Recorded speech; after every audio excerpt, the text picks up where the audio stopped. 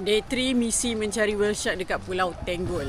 Semalam aku buat 5 dive, tak jumpa juga whale shark.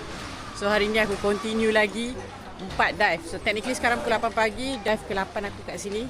And kita nak tengok hari ni berjaya ke tak cari jumpa whale shark dekat Pulau Tenggol. Barai guys. Let's go. Mana whale shark? Another day, another. Where whale shark? I don't know whale shark.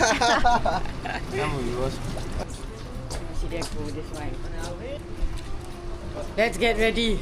Orang pergi call whale shark tu, so dia datang Pulau Tenggol ni.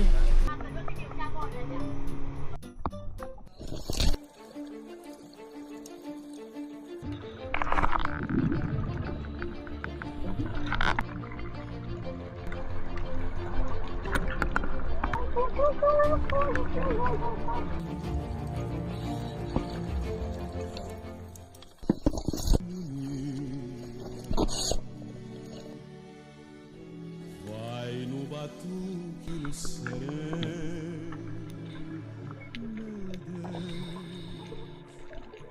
Samba, oh samba, oh samba.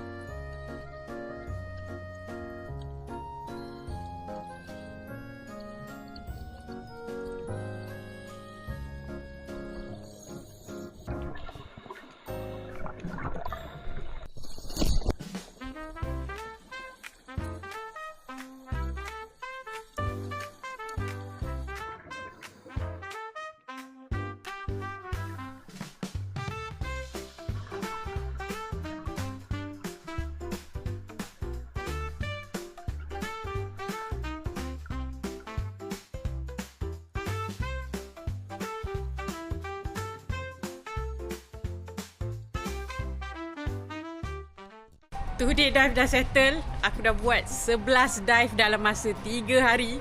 Masih tak ada whale shark lagi. Mana pergi whale shark dekat Pulau Tenggol ni? Tolong explain kat aku. Korang tunjuk-tunjuk Tenggol loh. Banyak whale shark, sighting apa. Kena pergi Tenggol, mesti jumpa whale shark. Aku dah 3 hari kat sini. Aku dah menyelam 11 kali. Tak sekali aku jumpa whale shark. Semua orang menganjing aku whale shark yang kecil tu. Kau tahu tak penat? Jellyfish je banyak. Kalau korang nak tengok, besok aku cuba lagi dan jumpa ke tak whale shark dekat Pulau Tenggol ni. Follow dulu. Esok kita try lagi. Jumpa korang besok.